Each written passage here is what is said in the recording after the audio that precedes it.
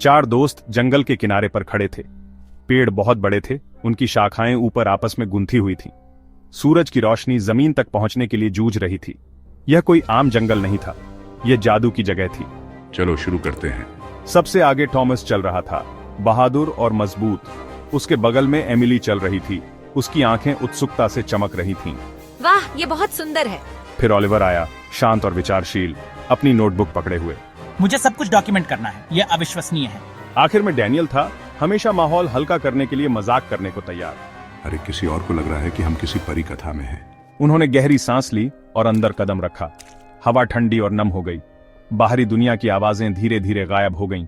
अब वे सचमुच जंगल में खो गए थे। रास्ता अब पेड़ों के बीच से घुमावदार था। जमीन पर विशाल जड़ें फैली हुई थीं, जिनकी वजह से उन्हें घूमकर जाना पड़ रहा था। अजीबोगरीब फूल ऐसे रंगों में खिले हुए थे जो उन्होंने पहले कभी नहीं देखे थे। छोटे छोटे जीव पत्तों के पीछे से झांक रहे थे, उन्हें जाते हुए देख रहे थे। मुझे सब कुछ याद रखना है, ये बहुत ही कमाल का है। ओलिवर अपनी नोटबुक में तेजी से लिख रहा था। एमिली की सांस रुक गई जब रंगीन कांच जैसे पंखों वाली एक तितली उसके हाथ पर आकर बैठ गई। हे भगवान, इस तितली को देखो। टॉमस मुस्कुराया, उसके आश्चर्य का आनंद लेते हुए। ऐसा लग रहा है जैसे हम किसी दूसरी दुनिया में हैं। जंगल मानो उन पर दबाव डाल रहा था। पेड़ और ऊंचे और घने होते जा रहे थे।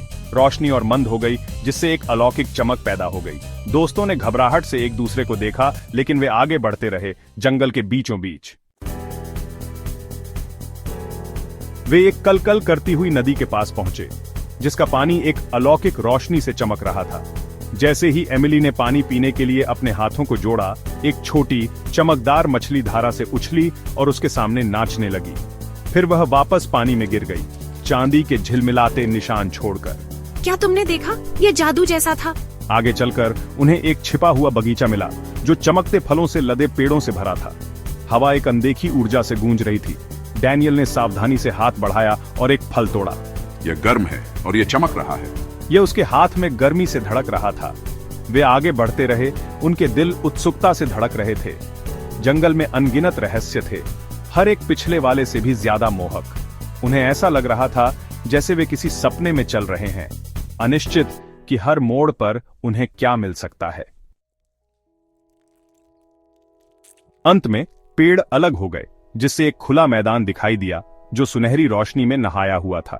बीच में एक प्राचीन पेड़ खड़ा था, जिसकी शाखाएं बाजुओं की तरह आकाश की ओर फैली हुई थीं। पेड़ के तने पर एक बिल्कुल सफेद फूल था। दोस्त धीरे धीरे आगे बढ़े, उनकी नजरें फूल पर टिकी हुई थीं। यह अविश्वसनीय है, मैंने ऐसा पहले कभी नहीं देखा। जैसे जैसे वे करीब पहुंचे, उन्हें शांति का एहसास हुआ।